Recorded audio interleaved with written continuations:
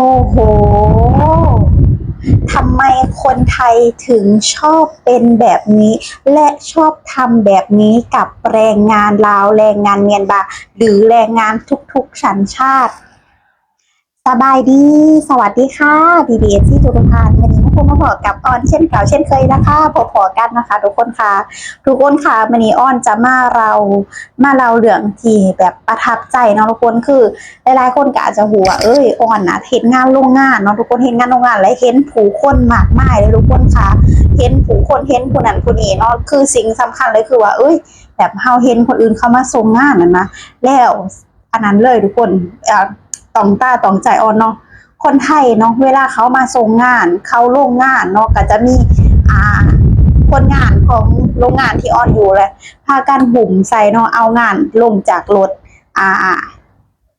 นายจ้างคนไทยดีเขาคือคนที่เขามาส่งงานนะทุกคนบอกว่าจะเป็นเฒ่าแก่หรือว่าเป็นยังอะไรอาจจะเป็นเจ้าของโรงงานบอหรือว่าเป็นยังเนาะคือเขาเอางานมาให้เนาะเอางานมาให้เฮ็ดนะเนาะคนเพราะว่านายจ้างของเขาอาจจะมีสัญญากับเขาเนาะคือว่าไงคือตกลงกันแต่ละเดือนแต่ละมื้อมื้อนั้นมื้อนี้จะมีงานเขามาเด้อทุกคนแบบนั้นเนาะทุกคนแต่พอมาแล้วทุกคนผมบอกหางานแบบนักๆแน่ก็จะมีคนนึงที่ว่าเขามาเฮียคนนั้นเนาะเฒ่าแก่คนนั้นที่ว่าเพิ่นก็อายุประมาณ60ประมาณโดยประมาณเนาะทุกคนเพิ่นก็อันนั้นผมขาวผมยังแหละแต่เพิ่นเนาะทุกคนงานเพิ่นนักแฮงเลยทุกคนนักแบบเป็นเล็กตันเป็นเขาเอิ้นว่าจักอีหยังสักอย่างเนาะเพิ่นน่ะมักยืนติปเนาะให้คนที่คนงานคือคนงานเพิ่นน่ะ2คนเนาะที่เพราะว่าอันนั้นคนงานคนนั้นก็สิแต่ละอันนั้นเขาก็จะมีหน้าที่ของเขาบางคนก็อยู่ใส่เครื่องเนาะใส่เครื่องบ่ได้ไปใส่บางคนก็บ่ได้ใส่เครื่องอาจจะเขียนงานพอเขียนงานเนาะคือเพิ่นมักยืนให้เวลาเพิ่นมาเพราะว่างานเพิ่นหนักและงานเพิ่นหลายพวกยืนให้ผู้ละ100เนาะแล้วนะทุกคนสิ่งที่ว่าแบบเขามีน้ำใจเนาะทุกคนว่านะแบบเขามีน้ำใจสุดๆเลยเขามีน้ำใจยังบ่พอเนาะเขาแบบเอ็นดูเฮานะทั้งที่ว่า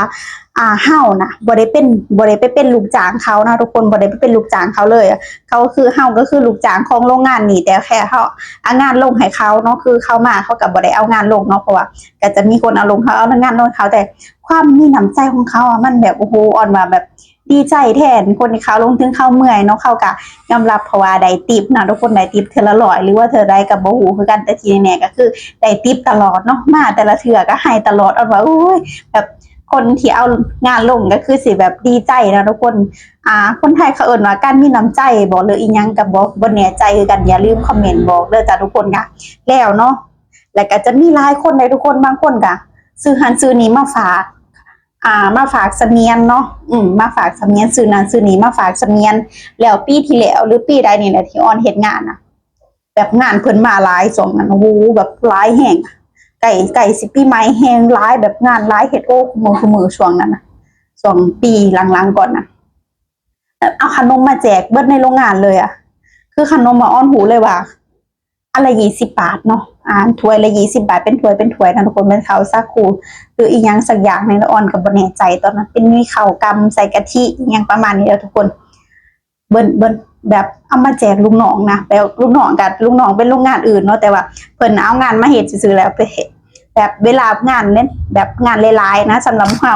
ดีใจบ่ทุกคนที่ได้เฮ็ดงานหลายเนาะแต่เพิ่นก็มีน้ำใจว่าไก่สิปีใหม่แล้วเอานี้มาแจกดีกว่าหันแล้วทุกคนเนาะออนสังเกตแล้วอ่อนว่าแล้วแบบกันยังมีหลายๆคนเลยทุกคนเอางานมาให้แล้วเอาแบบข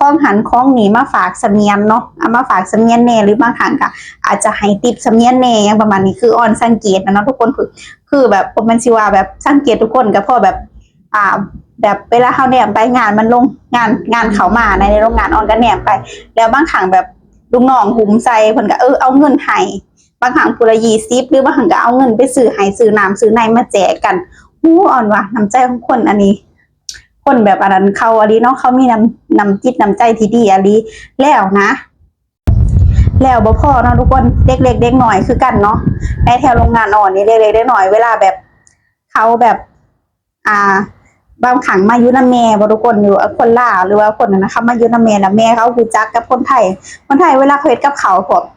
แบ่งให้ทุกคนว่าจะเป็นผัดกะเพรา าบอกว่าจะอันนั้นอันนี้แบ่งให้ตลอดอ่อนว่าแต่มันเข้าใจดีเนาะแบบหญิงฮู้จักกันยิงไห้คืออ่อนกับฮู้จักคนหนึงคือกันเนาะในคอนโดเนาะเพิ่นแบบเป็นสร้างเงียบผานี่แหละรับเงียบช่วงต้นทองกะ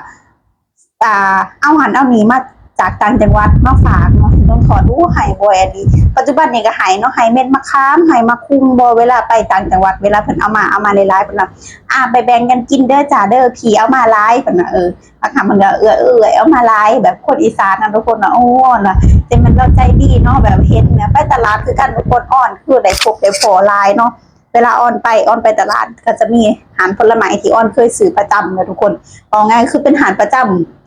ำแต่ว่ามันแสบแล้วทุกคนผลไม้หาเพิ่นน่ะมันแสบอะไรได้ทุกคนแบบว่าเฮาติดทานนี่นะแบบปองม่วนหอมทุกคนผู้ใดอยู่ในคอนโดก็จะมี FC ออนเนาะผู้ใดในคอนโดจะฮู้กันว่าตลาดบนออนอยู่เนาะก็จะเป็นตลาดมั่งมีเนาะตลาดมั่งมีแม่นแหละค่ะตลาดมั่งมีเนาะก็จะมีหาดผลไม้หาดนึงเพิ่นว่าม่วนๆเนาะทุกคนผลไม้หาดเพิ่นก็แซ่บพร้อมเวลาออนสื่อนั้นคนไทยตลอดเลยทุกคนออนว่าบ่เป็นหยังประมาณนี้แต่บางครั้งบางข่าวก็แถมให้พร้อมบางครั้งบางข่าวก็แบบบางครั้งสมมุติว่าอันนี้45เอา40พอนะสมมุติว่าอันนั้น30บาท25พออย่างว่าบางครั้ง35เอา30พอแล้วคือแบบเกินตลอดบางครั้ง53 54 55บางครั้ง55เอา50บาทพอก็นะว่าแบบเคยสังเกตเขานะว่าเขาจะมันแบบเข้าใจดีเนาะอีกอย่างก็อ่อนแบบเอาเป็นตัวอย่างเลยถ้าอ่อนจะเป็นแม่ค้าแล้วเป็นยังอ่อนแต่ว่ามันม่วนค้อนออกแล้วเบามวนบ่พอเนาะคองอ่อนต้องแสบพร้อมเนาะจะได้ลูกค้าใดคือเราคือลูกค้าเขาหลายคนเลยทุกคนลูกค้าเขาประจำเลยว่าง่ายคือกลายเป็นฐานประจำของอ่อนไปแล้วเนาะเพราะว่าเว้ากันหูเรื่องเนาะแล้วของผลไม้ร้านเราก็แซ่บถ้าผู้ใดไปก็อย่าลืมอุดหนุนร้านแล้วเด้อคนผู้แบบผู้หญิงก็จะแบบพวกๆจักหน่อยเนาะผู้ชายก็จะแบบอันนั้นหวังมวนคือกันแหละทุกคนหวังมวนเบิด2คนผู้หญิงผลไม้ไหมคะผลไม้ไหมคะโอ้มวนทุกคนที่สำคัญเสียงมวนไพเราะหูบ่พอเนาะผลไม้ก็แซ่บพออะไรทุกคนคะมาโปรโมทแล้วเนาะเรากับเบิ่งสองอ่อนอยู่เลยอย่าลืมฝากหาเราเด้อกันเนาะเพิ่นก็เบิ่งได้ทุกคนสองอ่อนนะอันเป็นยูทูบเบอร์นี่ยังก็มานี่แซวกันนะทุกคนนะอันแล้วเนาะก็กินหาเพิ่นก็โปรโมทให้เพิ่นแน่เนาะอาหารเพิ่นขายดีก็แซ่บปานนี้เนาะทุกคนก็บ่ได้ว่าสิคิดตัวตลาดมังมีเด้อจ้าทางมังมีนั่นเลยก็จะไปเป็นไปมังมีเนาะย่างไปก็จะมีย่างไปจากคอนโดเลยก็จะมีหาเดียวยาวๆเลยแต่ว่าม่วนพร้อมเลยทุกคนมีหลายร้านแต่อ่อนบ่มักเนาะอ่อนมักแต่ร้านเพิ่นนะทุกคนนี่แหละเนาะนิสัยคนไทยคือสังเกตได้เลยว่าเรามักไหมักอีหยังตลอดอาจจะเป็นปีใหม่ขนาดตุ๊จีนคนโรงงานอื่นไหอันนั้นไหเขาไหตะเอียบ่หรือไหอังเปาเด็กหน่อยโรงงานอ่อนให้ไปเอาบุละ2อ่อนว่าแต่มันเข้าใจดีเนาะอ่อนแต่มันใจดีเด้เป่าหยอกๆอยากเป็นเด็กหน่อยดีฉันอะไรทุกคนทางมันนี่ก็มาแชร์ประสบการณ์เนาะที่ว่าเขาได้มาพบพอว่าแบบคนไทยคำมักเขาแบบเป็นนิสัยจังซี่เนาะคืออ้อนบ่ฮู้ดอกว่าไปประเทศอื่นที่เป็นจังไดแต่ที่สำคัญนี่ก็คือมีแต่ประเทศไทยนี่แหละที่เขามีน้ำใจขนาดนี้เนาะพอกันก็ยิ้มแย้มแจ่มใสให้กันแล้วก็มักแบ่งปันมักช่วยเหลือกันมักให้ทิปให้หยังกันตลอดเฮ็ดให้แบบบ่น่าแล้วเนาะเฮ็ดให้แบบหลายๆคนจังมาเฮ็ดงานอยู่ไทยเพราะว่ามาเห็นงานอยู่ไทยก็คือแบบถ้าบ่ได้เก็บเงินเก็บคำใดก็ได้ดีแน่นอนเนาะอนาคตข้างหน้านะทุกคนค่ะโอเคนอกจากคลิปนี้เนาะออนเองก็ต้องขอตัวลาไปเป็นเท่านี้เด้อจ้ะขอบคุณพี่ๆทุกท่านที่รับชมรับฟังและเป็นกำลังใจให้จ้าพบกันใหม่อีกทีนะคะสวัสดีค่ะ